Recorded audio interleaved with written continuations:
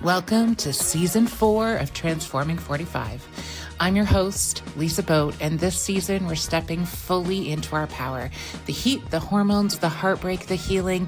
This is Midlife, raw and redefined. Each episode, you'll hear stories of humans who are rewriting the rules, reclaiming their bodies, their desires, their voices.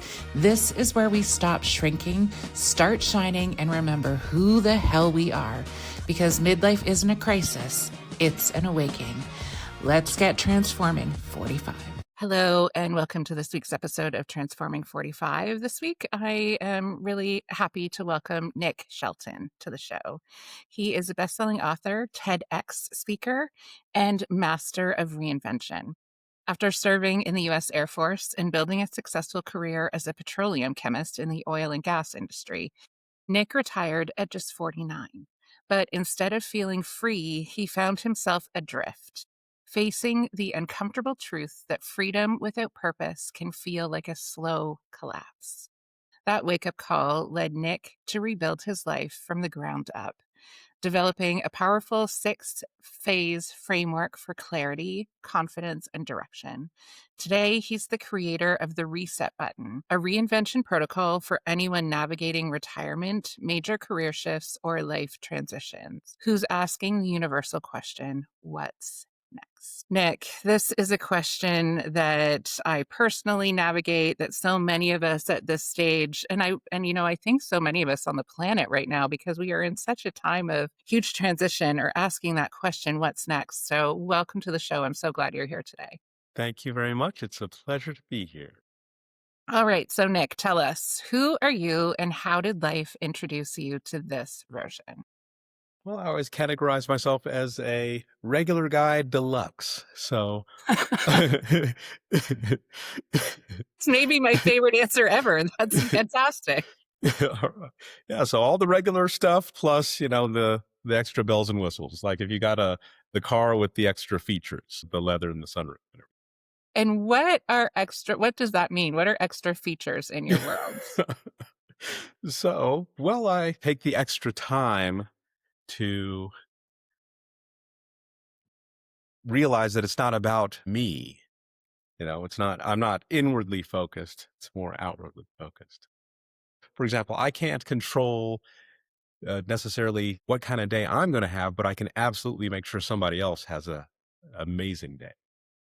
Okay, so say more about this. This, I think, is very interesting. So if you can't control the kind of day you're going to have, how does that translate into controlling the day someone else has? So there's these simple things that we don't think about.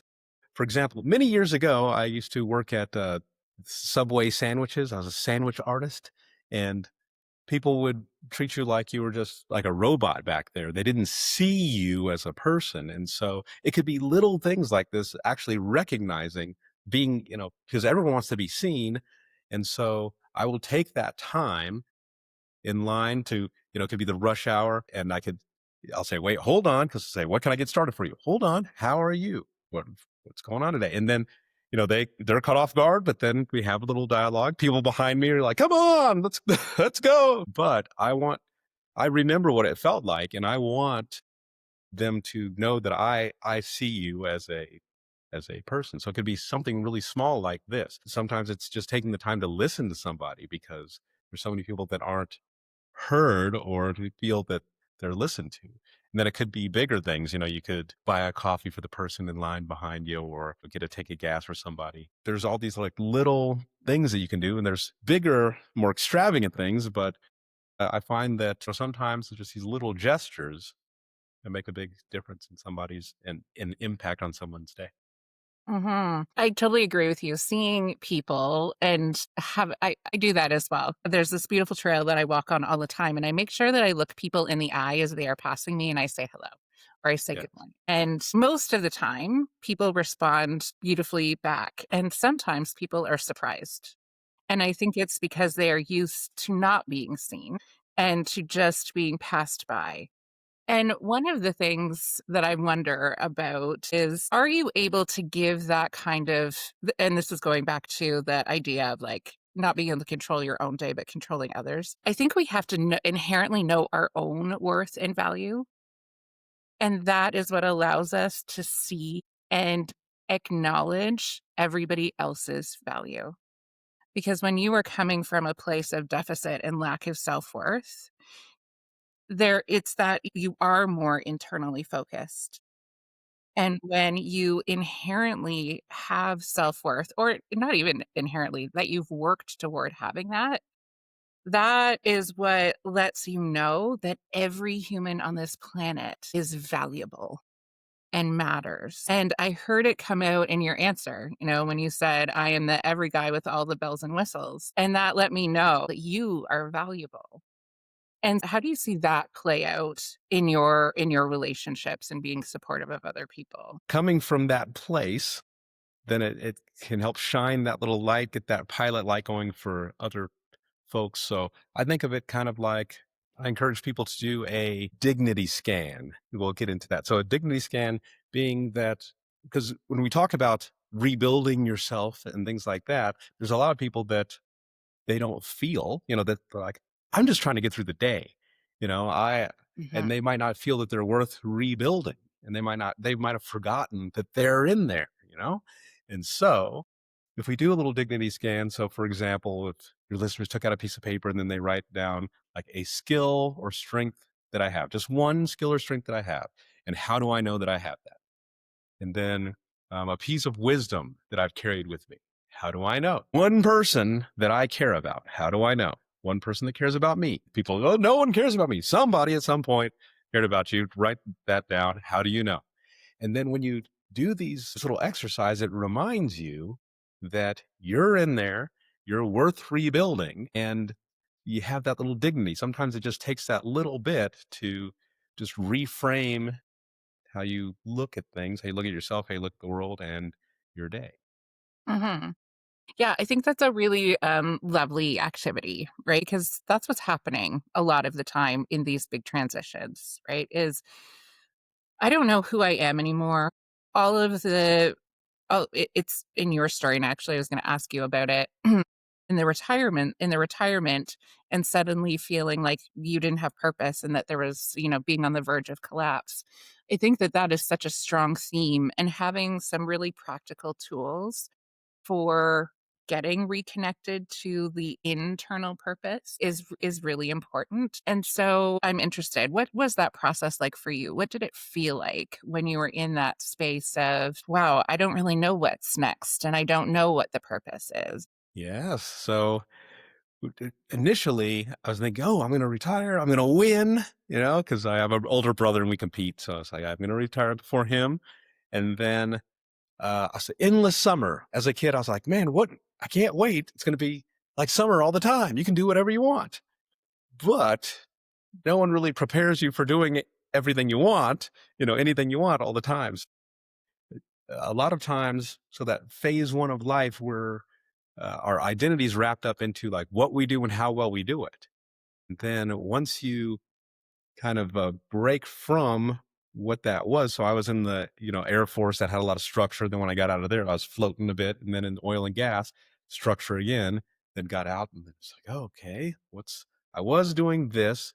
Now it's like I have a bunch of currency that's no longer accepted. And I felt like I had a North Star and a mission before, and now that was gone. And it's kind of like I think about like if you went to the Olympics, you trained your whole life to go to the Olympics, and now you went, you got a medal, and then you came home and they said, oh, yeah, you're done with the Olympics now. Now do something else. My whole life was this. Now, what am I doing? And so I felt like I was fading away. And the interesting thing about it is, so people say, well, what did your family and friends, were they concerned? And I said, no one noticed. Nobody noticed. And no one noticed. And then it's another thing that when you like people are celebrating you, you feel guilty saying, no, something's wrong. Something's wrong. I am having problems here. And so it, it because people say, I want to do what you did. Well, thank you. But there are some things that need to be dealt with on this side of it. And it's hard to explain that to people because they're not going to feel bad for you. You're not going to get any sympathy for the struggle on this other side. And it looks like you might have a question before I move on to like that turning point, or no? Yeah, it's so interesting, right? That the way people perceive. And I think that's part of the issue that we who are experienced. I think we look like similar ages. So Gen X, we are Yes. having this very different experience than all of the narrative that has come before us. Right. Yes. So I talk about this a lot and I describe it as like choreography. So for me in particular, I felt like my life was very well choreographed. There's the story and I followed it. I went to school, got married, had kids, had a career, did all the choreography. And then we hit this midlife stage and there's no choreography here. Suddenly we have to freestyle, but we don't have the skills to freestyle because we've been following the choreography. And so, yeah, people who are watching have been watching the choreographed part. Yes. And they're like, "Oh, that's great. You're doing great." And on the end, so I've had a little bit of this experience as well because I was an educator for 20 years. And I recently had a conversation with someone who's still working in the system and is also working on leaving. And she said, "You need to know you're a legend." I said, "Pardon?" She said, "You are a legend. You're the person who saw what was wrong in the system, didn't like it, and you actually left. You didn't stay and become miserable. And so you're a legend." And that hit me very hard in ways of, oh, but you don't see all of the things that I struggle with now. Right? Like, Yeah. yes, I did that thing. And it means that I have lost a lot of relationships. It means I've had to struggle with all these questions of what next and what does this mean. And there's lots of practical things that are really challenging about this time. And so how did you pull all of those pieces together and start to figure out like, okay, what does the freestyle look like? Yes. And so I was thinking about so that identity wrapped up in what we do and how we do it, and then the shifting to like a relationship based thing. So I think of it as being, say, it could be either like a warrior out on the plains versus the village elder in the tent, or it could be the sports star out on the field, and then the back office of the sports team. No one ever says, "I want to grow up and work in the back office of the sports team." No, the spotlight in all society, they're like, "Oh, you have to be the star out there. Everyone's out there on the field." But just as important as those people are the people that are in the back office. So it's that shift, and no one ever teaches you about that. They only teach you about the first part. But for me, I was, I was sitting around thinking, well, I wish I had a reset button that I could hit, and then I was thinking, well, in another life, I could do something different. And I was like, wait a minute, maybe another life could start right now. And there's nothing saying that I can't do that. So, well, what would that look like? So we start off with my step one is an audit, not the scary IRS audit, but an, an audit where we just like look at ourselves, an honest look at ourselves, because in order to change anything, we need to know what our baseline is, what's working, what we want to carry forward, and what we want to leave behind. So in this new version of me that's not working in oil and gas anymore, there's going to be a lot of habits that I took on that are not going to serve me anymore. So I want to see what those are, set those aside, take note of what I want to carry forward. And then I always tell people when we're in that achievement mode, there's a lot of stuff that kind of falls off to the sides.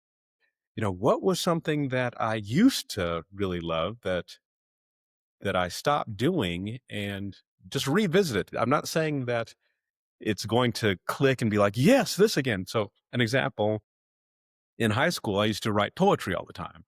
And then after high school, I didn't write it anymore. And I don't know if I was too cool or if I was too busy, but I said, let me revisit that because I remember really loving that activity. And so now I can do it and say, does it still have that little spark, or do I set that aside? Same with cooking. I wanted to be a chef at one point in my life, and I stopped and like, well, let's revisit that. And then I found out, oh yes, this still has something to it. Let's bring that back into moving forward. And so once we get this baseline and see where we're at, what we kind of want to bring back in, then we uh, honor and release the old self. So that looks like for me is writing a letter out, a long letter saying, thank you for all these things. You did well. Myself for all the missteps and things that I took, but I made it this far. Thank you very much. But now I'm Nick 2.0. Nick 2.0 is taken over, so I'm gonna let you go. And then I sign it off with love.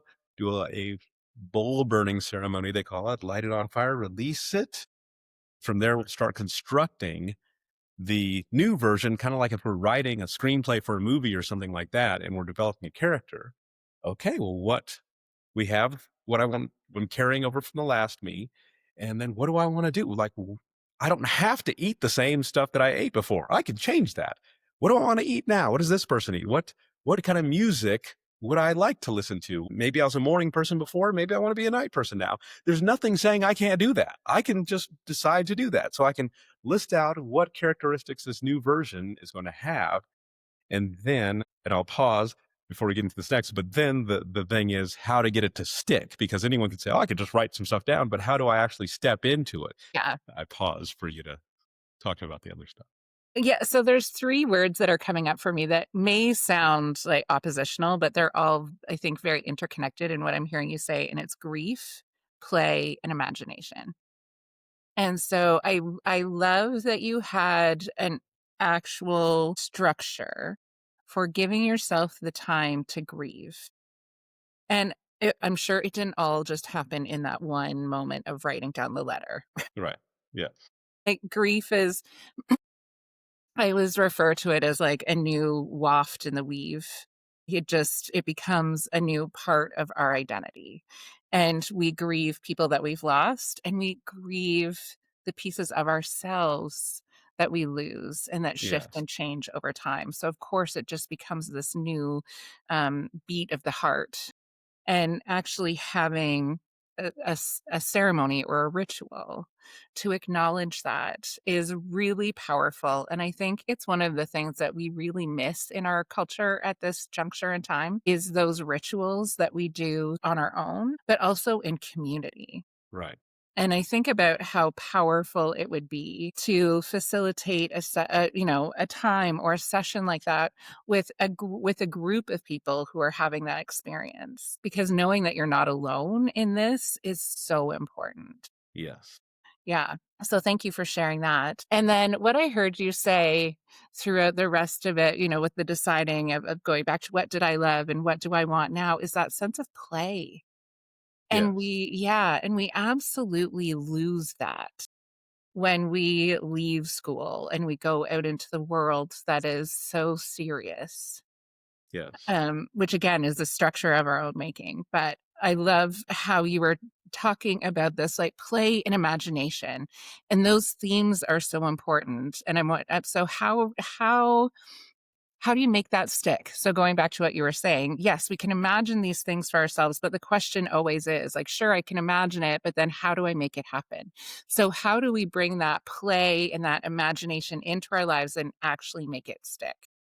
All right. So this is the good part. And this is the play, the fun. And so there's 2 main things to get it to start to stick, and then there's some follow-up, because the old you is going to be trying to claw its way back.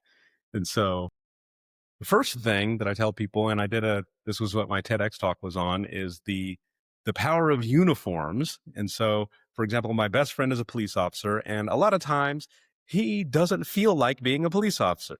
But when he's in his uniform, too bad, buddy. You're a police officer and you must conduct yourself as such because, hey, you're on duty. Do it. Oh, but today is not really a good day. Too bad. Get out there and figure it out. And so I thought about the power of uniforms in society, and I was thinking, well, what if we had just a private uniform that only we know about? And so it could be a necklace or a watch or, a pair of shoes or something. When you put that on, you're like, this is the uniform of this new version of me. And so you can, if it's your watch, you can touch it or whatever and say, oh yes, this is not the old me doesn't wear this. This is the new me. And so, and you have to actually want it to work for you, because there's some people that are, okay, I'll give that a try. Then some people say, that would never work for me. Okay, well, fine. Uh-huh. Fine. I believe you that now you are determined that it won't work for you. But if you want it to work and you say, this is my uniform, and you treat it seriously, then that will help. So that's one part of it. So we start there. Go Can ahead. I hop in just because? So I can actually attest to this. So after being out of education for a year, actually 2 years, the last class I taught was grade 6 and it was online because it was COVID times. And the year that class was graduating from grade 8, they had said to me, will you please come to our grade 8 grad? And I said, yes, I would. And so I keep my promises to the young humans that I care about. So after, 2 year and a half of wearing a different uniform, put my teaching uniform on, and it felt so uncomfortable. Yes. And it was a dress that I had loved and I had worn all the time. And it felt so like me when I was in that role. And when I put it back on that time, it was like I wanted to come out of my skin. Like it Yes. just wasn't who I was anymore. And, I went back to the school in that outfit because that was that context. And it was such a moment of closure for me of knowing, yeah, this chapter really is finished. I Yes. am no longer that person. And so these things that may seem symbolic actually have really deep resonance and are really important to think about and consider. And like you said, it really is a decision. Right. When Yes. people are asking, it is as simple and as complex as making a decision. Right. Yes. I love that example. Thank you very much for sharing that, because yes, that happens quite often. I don't think that people pay attention to it. I'm sure that happens to a lot of other people in situations around, but you have to actually, and you paid attention, you noticed, wait a minute, this is part of that old me and it doesn't fit anymore or serve me anymore. But so the next step is to get this going is that these can be adjusted, but the defaults are take a dance class, a cooking class, and a language class. And what this does is it forces you to interact with these new people. You can't just sit around on the side. And it's intimate, you're dancing, you're burning some food with somebody, or you're, just messing up a language with somebody new, and they don't know anything about you. All they know is, so you're going to be introducing yourself as this new version of you. And so all they know is what you are presenting now. And people ask me, well, I used to introduce myself as my title. What do I introduce myself as now? And I say, well, you're going to talk about what you're interested in and what your projects are. So I could say, I'm Nick and I'm working on getting my pilot's license and I'm interested in kayaking and beekeeping. And so, okay. So now that's how they know me. And they might not have those same interests. They might have, somebody might, but they'll know somebody. They might say, oh, my cousin keeps bees.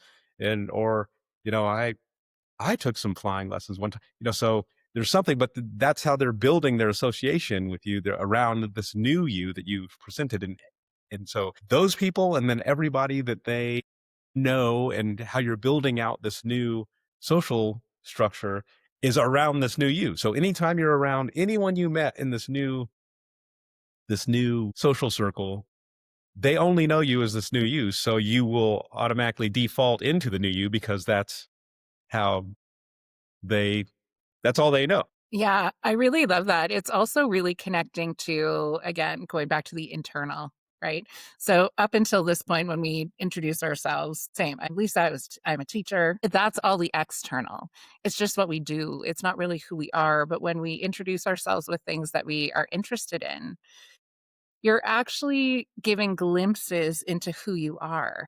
right? Because when I hear you say, I'm taking flying lessons and beekeeping, I'm like, oh, he's someone who really loves adventure and at the same time is deeply connected and committed to the earth and caring for all the things that live on this planet, and bees are so important. So it gives us snapshots as to who you actually are, which is really lovely. Yes. And yeah, like I said, these people, that's how they know you. And whenever you're around them, that will start, it reinforces that version of you. Now, if you go home for Thanksgiving or something like that and you're around your family, then yeah, they'll be like, yeah, we know who you are, whatever.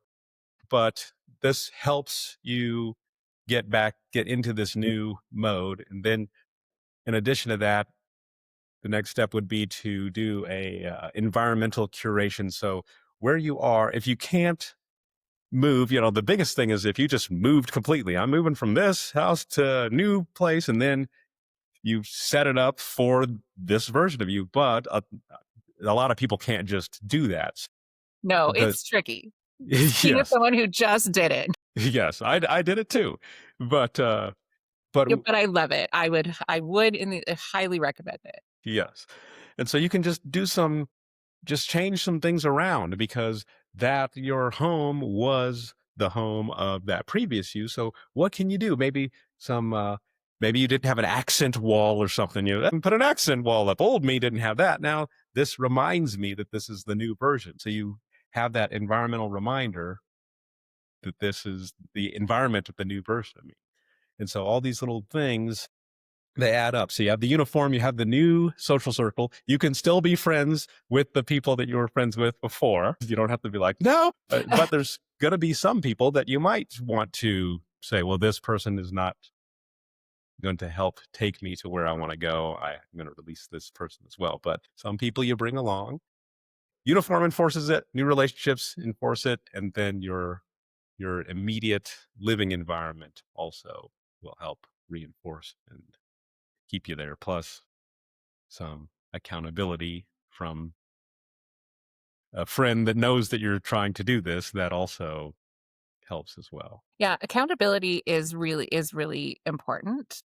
And again, going back to that idea of community, that we aren't actually doing this alone. So if you're able to find someone either in your life or a new person who is having this experience as well, it's so powerful to be able to sit down and have this collective experience Yeah. to see, how is it impacting you? Oh, yeah, this is how it's impacting me.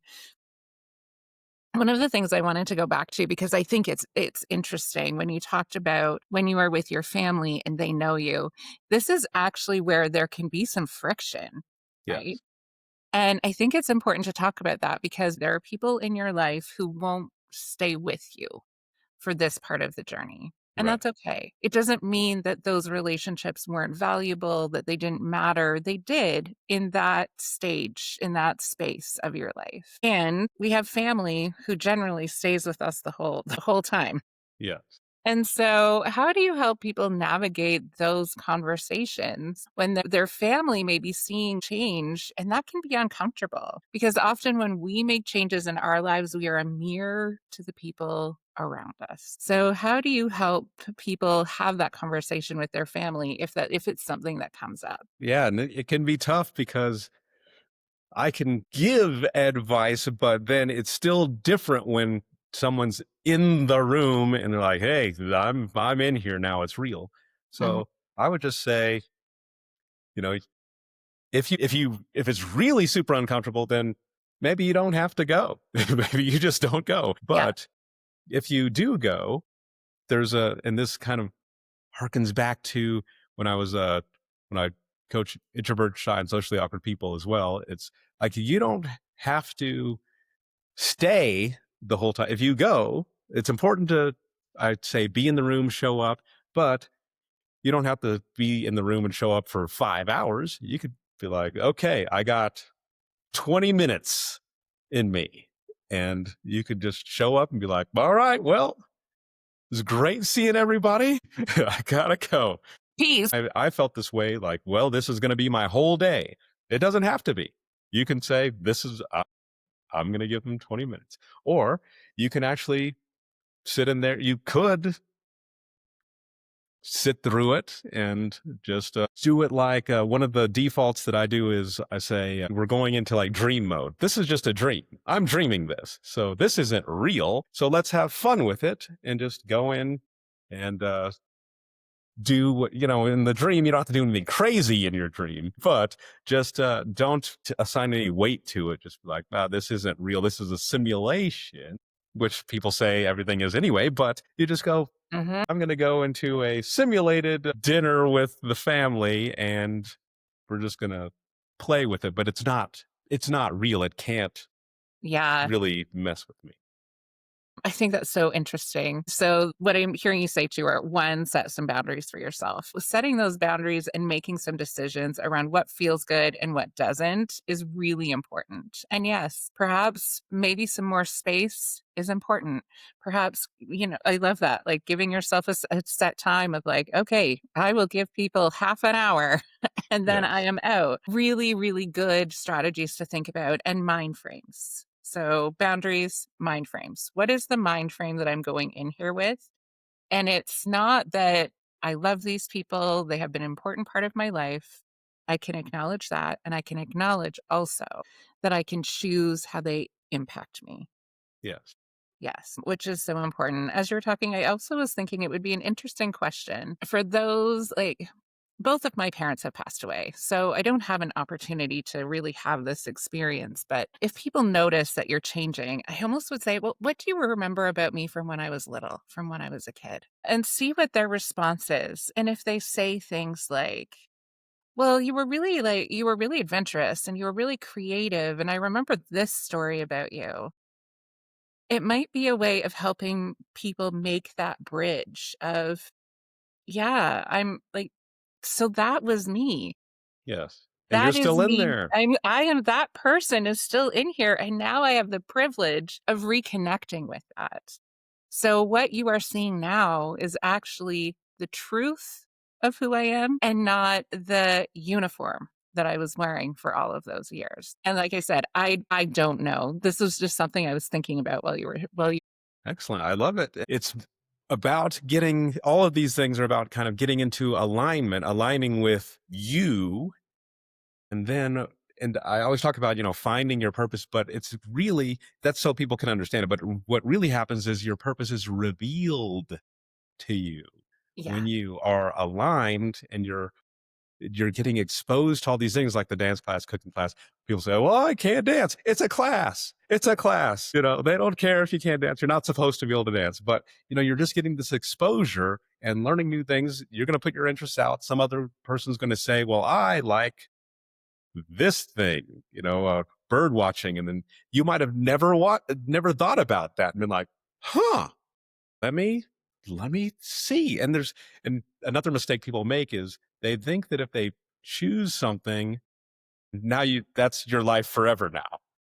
You don't have, maybe previously, like I feel like I was given those circumstances with the first part of my life, but now it's up to me. I can decide. So I might try bird watching and I might love it for 6 weeks. And then I might say, okay, I would like to try something else now. I can do that. Once again, I can decide, no, I want to do this other thing, but it's trying all these different things and exposing, bringing out the play again. And then we can decide, okay, this is where I want to focus. This is going to be my purpose. When I wake up in the morning, I'm going to do this because this really lights me up. And it might not light you up for 40 more years. It could light you up for maybe 8 months. And then you say, all right, this other thing now, and you can do this, you can change and you can play with this new version of you. And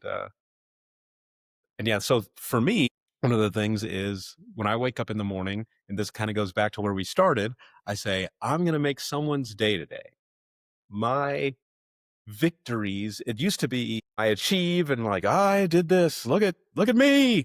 But now it's, if I can be a mentor to somebody and they ask for advice and I give some advice and they do it and they win with it, then I'm winning through them. And that is far more fulfilling for me than my own little victories, because that is also my victory. My victories through them, and it's so much more fulfilling having that versus just this. So for me, my North Star, my orientation at the moment is like, man, I really love it when I can help somebody get their little win. So seeing them and also helping them get that little victory, and then I'm winning through them. Yeah, I love that. Thank you. You've shared so many really practical strategies that folks who are listening can actually implement right away. And as someone, so my degree actually is in therapeutic recreation. So I've been studying this like my whole life. And all of the strategies that you've mentioned are totally grounded in research. These are things that actually work to help people make changes. And, in this society that we live in, we're so connected to brain, right, and thinking that we forget that we are physical bodies in a physical plane doing physical things. And so we need to actually do some physical things to make Yes. real and sustainable change. So thank you so much for sharing your wisdom around that with the listeners. I usually end with saying, what is bringing you joy right now? I feel like you sort of answered that. But if there's Yes. anything else, is there anything else that is bringing you joy in this current moment? Well, I think that was it. Just helping others experience their joy. When I can see that little light turn on in somebody else, then that gives me immense joy. It might not be the same for everybody. So Mhm. like if one of your listeners is like, when somebody lights up inside, it angers me, or so, I don't know. Okay, well then maybe that's not your thing. Find something else. Or maybe there's some internal work you need to do. Yes. But yes, Well, but like I was saying, it reveals itself once you kind of align, and I would tell everybody, start off with that audit. Anybody just do a little personal audit and kind of see where you're at and see what's serving you and what's stealing from you. Because a lot of times we're just on automatic pilot, and we're just going through the motions, but we're not actually looking at it. So just start there, and it will be a game changer. yeah. Thank you so much for sharing all of your wisdom with us today. All of Nick's information will be in the show notes. So if you feel some resonance, make sure you check that out. And again, Nick, thanks so much for your time today. Thank you very much. I appreciate you. Thank you for hanging out with me on Transforming 45. If you laughed, nodded, or had an oh wow moment, hit follow and share it with your favorite midlife human. Find me on Instagram at @lboat and keep those transformations coming.